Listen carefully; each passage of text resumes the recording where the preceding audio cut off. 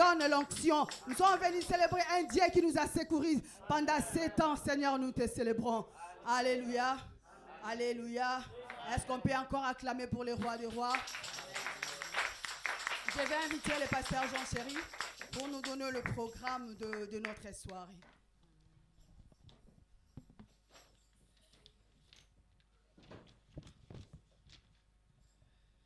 Alléluia. Est-ce qu'on peut acclamer très fort pour la gloire de Dieu? Gloire à Jésus. Nous sommes honorés encore aujourd'hui. Que Dieu soit loué.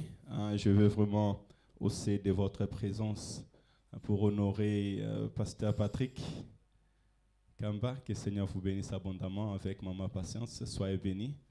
L'apôtre John qui nous a rejoint avec l'homme de Dieu. Que le Seigneur vous bénisse abondamment. Que le Seigneur bénisse tous les serviteurs, tout le peuple de Dieu qui sont ici présents. Alléluia.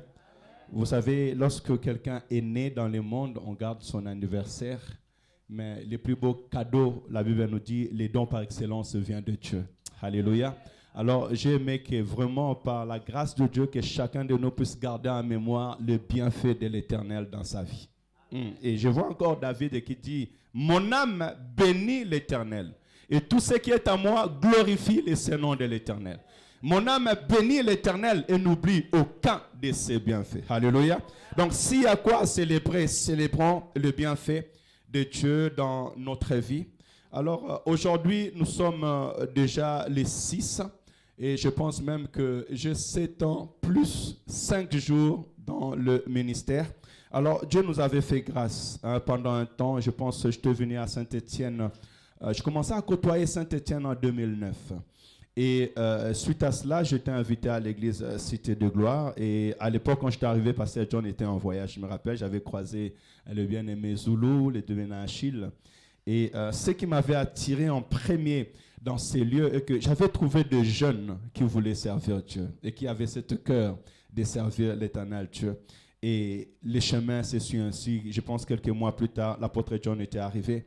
Et un jour, lorsqu'on finissait les cultes, il m'a attrapé après, dehors le culte. Il m'a dit, j'aime beaucoup te voir dans la présence de Dieu quand tu viens à l'église. Viens, on va servir l'Éternel. Et je me rappelle ma première réponse. J'avais dit, mais pasteur, moi aussi là-bas à Nîmes, parce que là, je venais des Nîmes. Je dis, moi aussi là-bas à Nîmes, je sers Dieu. Et puis, je travaille, j'ai une bonne promotion. Mon patron m'a proposé même une habitation. Donc, ça va. Donc, pour l'instant, j'avais entendu. Mais je n'avais pas réellement entendu l'appel de Dieu. Et les temps ont passé. Et à un moment, je me suis dit non, il faut que j'aille à Saint-Étienne parce que j'avais John qui venait de naître sur la ville de Saint-Étienne. John, c'est mon fils, mon avant-dernier. Alors en venant, le Seigneur a fait grâce. On a commencé à côtoyer l'église. Et petit à petit, les choses se sont passées pendant de 2009 jusqu'en 2017. Donc c'était presque, on va dire, 8 ans ou 9 ans si j'ai bonne mémoire. Le Seigneur nous a fait grâce. Nous avons parcouru par là. Je me rappelle encore, commencer par l'intercession. On venait là, on était à deux, on intercédait. J'appelais Pasteur John qui était à Grenoble et des fois pour lui dire comment les choses se sont passées. Après, je me suis dit, ben tiens, je vais prendre la clé de l'église parce que quand j'arrive des fois à l'église, je vois que le bien-aimé qui devait être là ne sont pas là. Et un jour, je me rappelle, je l'ai appelé, je dis, bon, pasteur, nous devons prier et puis il n'y a pas le modérateur. Qu'est-ce que je fais? Il me dit, ne monte pas à la chair, mais tiens-toi, prier et puis donnez-moi les comptes rendus. Et par la grâce de Dieu, le Seigneur a continué à faire grâce.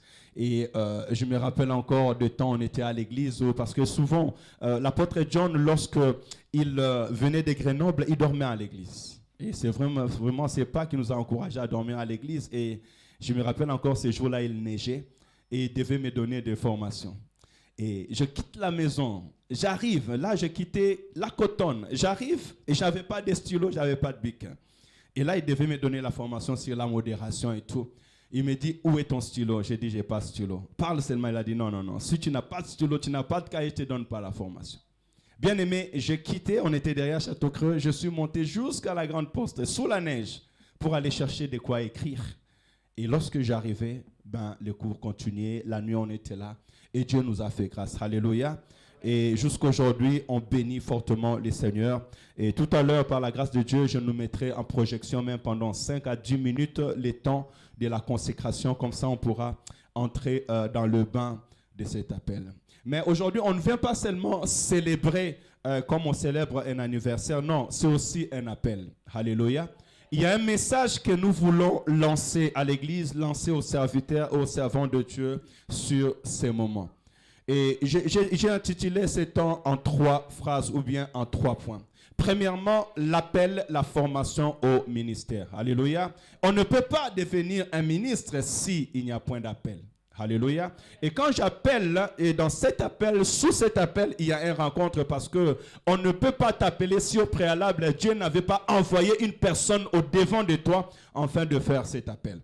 J'ai écrit dans le livre de Matthieu 4, 19, il leur dit, suivez-moi et je ferai de vous des pécheurs d'hommes. Alléluia.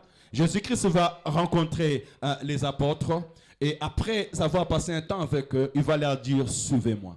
Et en les suivant, c'est en ces moments qu'ils sont devenus pécheurs d'hommes, ou autrefois on les appelle aujourd'hui des apôtres et des disciples. Donc l'appel est très important et la rencontre est très capitale pour nous, étant qu'enfants de Dieu, ou surtout pour nous qui sommes prétendus devenir ministres. Et aussi quand je vois l'appel, je vois aussi la formation.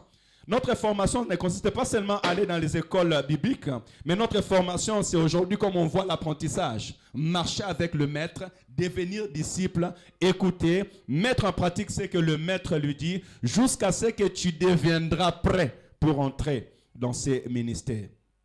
Et je dis aussi la confirmation et l'ordination. Alléluia.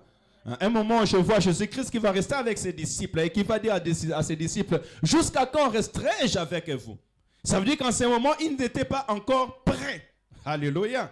Et plus loin, il va venir les consacrer et en les envoyant pour aller gagner le monde. Mais moi, j'ai écrit ici, Actes chapitre 13, verset 2. La Bible dit, pendant qu'ils servaient les seigneurs dans leur ministère et qu'ils gênaient, le Saint-Esprit dit, mettez-moi à part Barnabas et Saul pour l'œuvre à laquelle je les ai appelés. Alléluia. Il a eu l'appel premièrement parce que nous savons bien que la rencontre de l'apôtre Paul et aussi la rencontre de l'apôtre Paul avec le Seigneur Jésus-Christ, c'était d'une manière extraordinaire. L'apôtre Paul a croisé Jésus face à face. Il a parlé avec le Seigneur. Le Seigneur même lui a dit qu'on te dira ce que tu dois faire. Plus loin, il doit attester à Ananias en disant à Ananias que c'est lui que j'ai choisi, enfin qu'il devient mon témoin. Mais pendant un temps, il était aux pieds des apôtres. Ici, on nous montre qu'il a demeuré dans la prière. Il a demeuré dans l'enseignement. Si vous lisez dans les épîtres, il dit, voici ce qu'on nous a enseigné sur la Sainte Seine. Mais à un moment, il est arrivé un temps où le Seigneur a dit, maintenant, ils doivent aller pour leur ministère. Alléluia. Je pense que ce sont des fondements pour qu'un homme de Dieu, un serviteur, une servante de Dieu puisse aller dans l'excellence et servir le Seigneur son Dieu. Il doit y avoir un moment où le Seigneur va dire, bon, maintenant c'est bon, c'est un homme fait.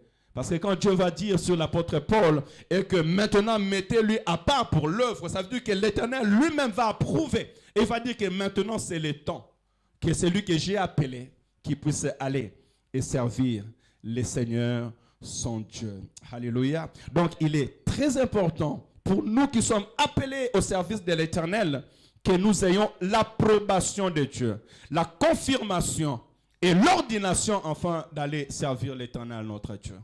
Vous savez, aujourd'hui, nous sommes arrivés dans une génération où il y a beaucoup de Jean-Baptiste. Alléluia. Et encore, Jean-Baptiste, il a eu un témoignage. Mais aujourd'hui, on peut avoir beaucoup de personnes qui, après un temps, directement vont sortir. Même dans ma génération. Je me rappelle que dans ma génération, lorsque nous étions comme disciples au pied de l'apôtre John, nous étions plusieurs. Nous étions plusieurs. Et j'ai trouvé aussi plusieurs, que je les salue là où ils sont.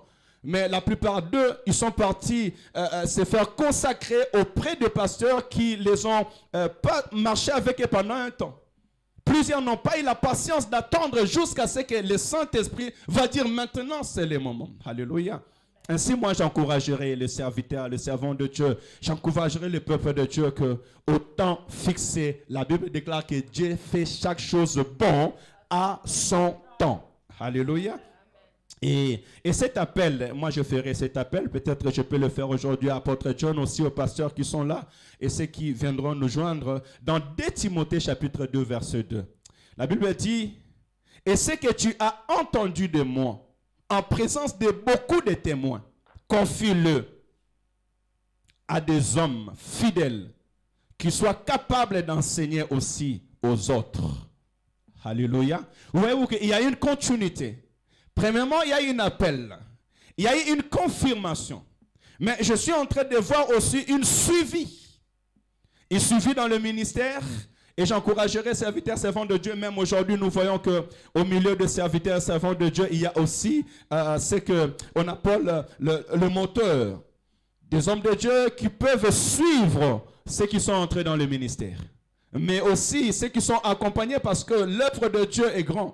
L'œuvre de Dieu a plusieurs besoins. Alléluia. Et dans cette œuvre de Dieu, il y a aussi le combat. Et on a besoin de quelqu'un qui peut te regarder de loin comme un aigle. Qui te dit, mon fils, lève-toi, mon fils, avance. C'est ce que l'apôtre Paul était en train de faire à Timothée. Il lui dit que ce que moi je t'ai dit, tout ce que je t'ai enseigné, tout ce que je t'ai instruit. Alors, il voulait se rassurer que l'apôtre Paul avait réellement, Timothée avait réellement gardé dans son cœur ce qu'il a appris de lui. Et aussi, regardez la continuité. Et voilà.